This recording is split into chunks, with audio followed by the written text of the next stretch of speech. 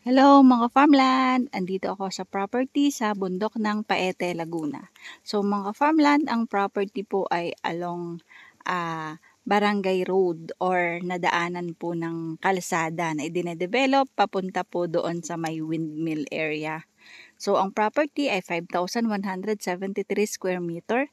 Ito po ay titulado at bali dalawang titulo po, dalawang papel. Ito po ay may fruit trees at overlooking po ang Laguna de Bay. So tayo mga farmland, pasok tayo sa pinaka-property. Ayan po ang view dito sa bundok ng Paete, Laguna. Ayan po ang overlooking ng Laguna de Bay, kaya lang masama ang panahon. Ayan mga ka-farmland, medyo may kasukalan lang po ito, pero ayan po medyo may patag.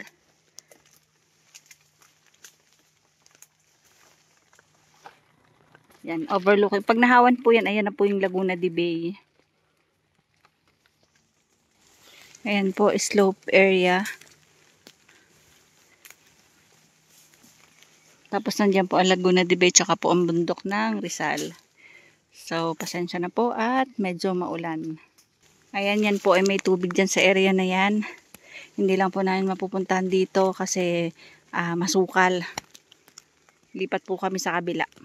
Ayan po, ito po ay flat area dito. So, maganda dito po pumesto ang bahay. Kasi nandun lang po yung kalsada sa kabila. Ayan. Medyo malaki po tong area na ito. Ang ganda ng puno. Pag nandito po nagbahay sa tuktok na ito, ayan po yung Laguna de Bay. Kitang-kita po.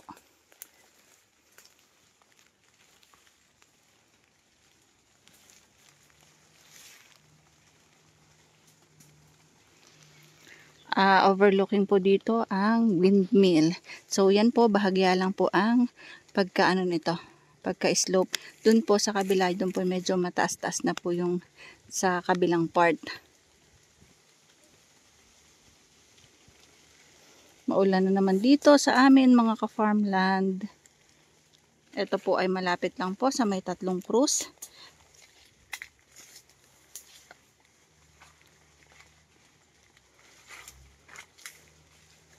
At ito po ang layo po nito sa 7-Eleven or sa Sea Oil po. Diyan sa may highway ay estimated po mga 15 kilometers. Ayan po ang Laguna de Bay. Hindi lang po masyadong kita. Yan po yun.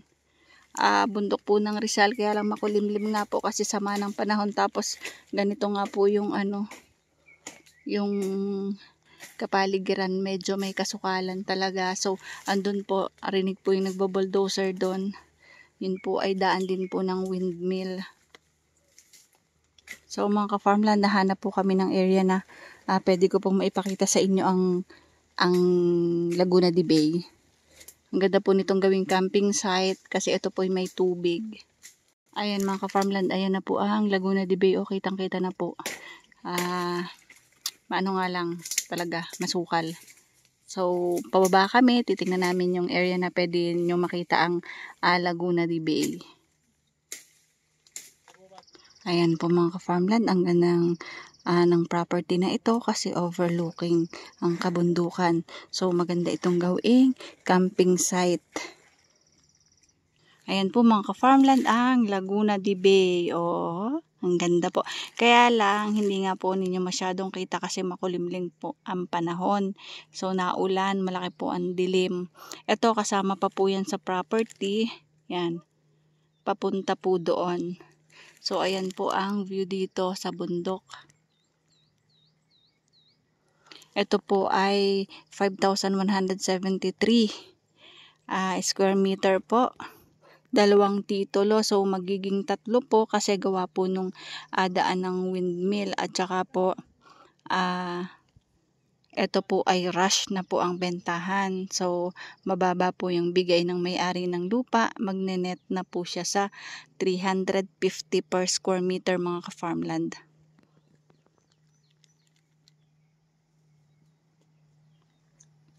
Yan, papunta pa po dyan ng property. So, ito po ay may kaunting flat and may mga slope area na po ito. So, expected kasi po tayo po ay nasa bundok. Ito po ay bundok ng Paete, Laguna.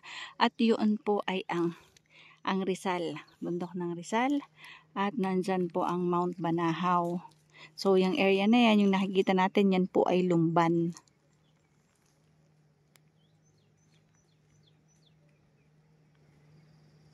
Yan. Yun po, Lumban area na po yun.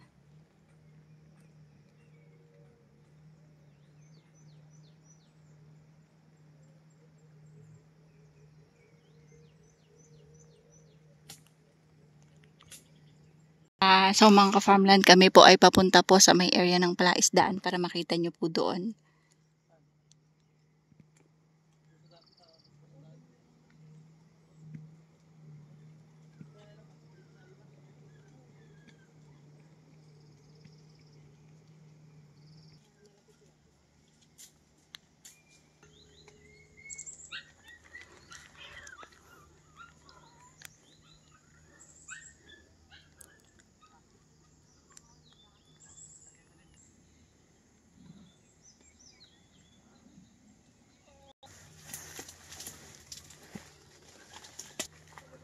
Yan, ito po yung magandang pwesto ng pagbabahayan.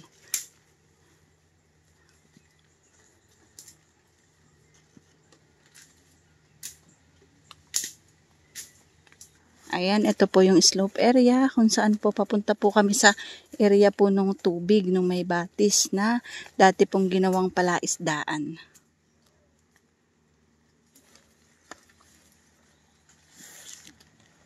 Ayan o, flat din dyan o. Tapos may mga, ang dami pong puno ng langka, ng suha, duhat, at may ilang saging at lansones. Tapos may mga kawayan na din, may niyog.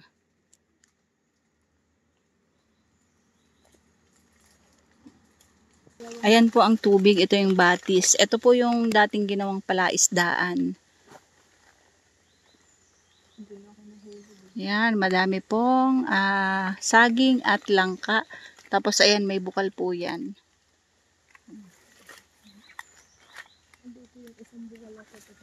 Ayan po, may bukal po sa mga area na yan. Tsaka po ito, tabi-tabi po.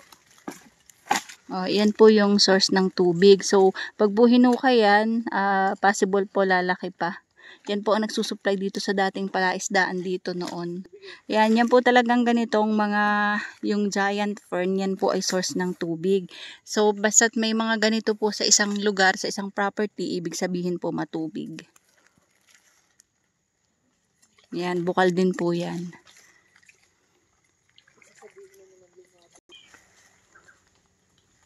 Ayan po, dito po ay kukunti lang po ang nakatira kasi kanya-kanyang farmlot dito. So, ito po ay may pwede pong gawing source ng tubig. Ang linya po ng kuryente sa ngayon wala pa. So, solar lang po dito. Malakas po ang signal ng cellphone. Malakas din po ang internet at data connection.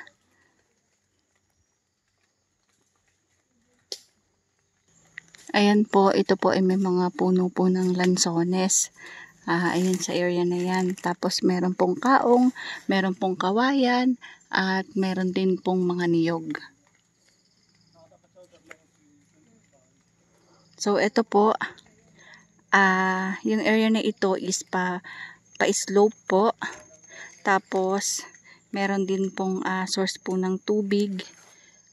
Maganda po talaga itong gawing camping site at i-develop po itong pinaka area ng may bukal. So, para po makagawa po ng man-made na sapa or swimming pool, pwede po. And then sa area doon, dyan po maganda magtayo ng isang bahay, malaking bahay kasi yan po ay overlooking po yung location na yan.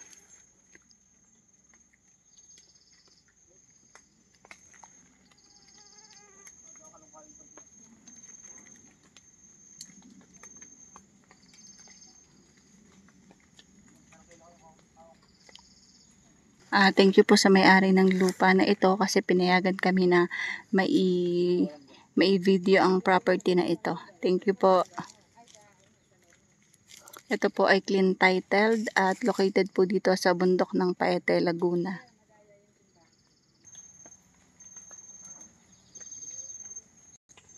Ayan po ang tubig o paibaba po yan.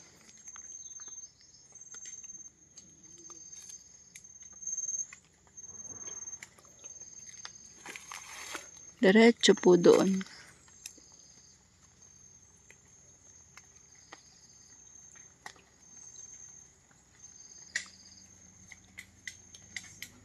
Yan po, ito po ay may kaong. Oh, ang dami pong bunga ng kaong. Yung kaong, yan po yung binibili sa supermarket. Yan.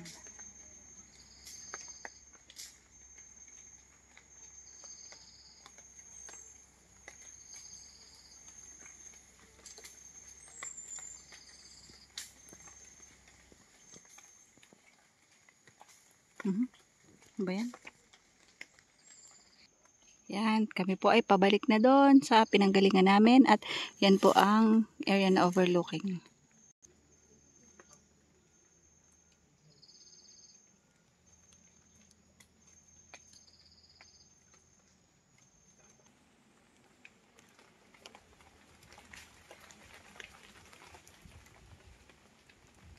Sa ngayon po, hindi natin na-appreciate po yung kagandahan dito sa area kasi po masukal. Pero once po na ito ay matanggalan ng mga hindi naman po napapakinabangan or yung maliliit na kahoy, tas ipe-preserve po yung malalaki at magagandang kahoy, maganda po itong location or itong area na ito mga ka-farmland kasi napakatahimik, kakaunti po ang kalapit bahay.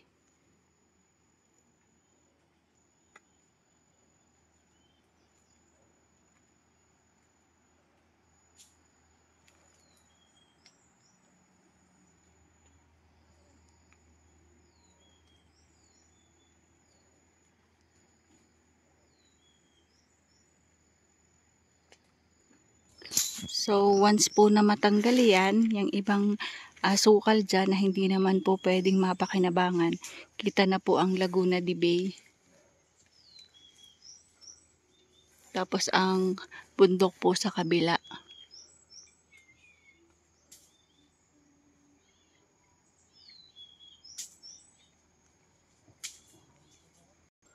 Ayan po ang kalsada.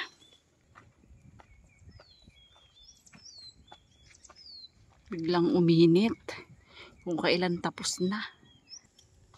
So, paano mga farmland? Bye-bye. See you for the next videos. God bless po sa ating lahat. Maraming salamat po sa aking followers, subscribers, and viewers. Thank you. Bye-bye.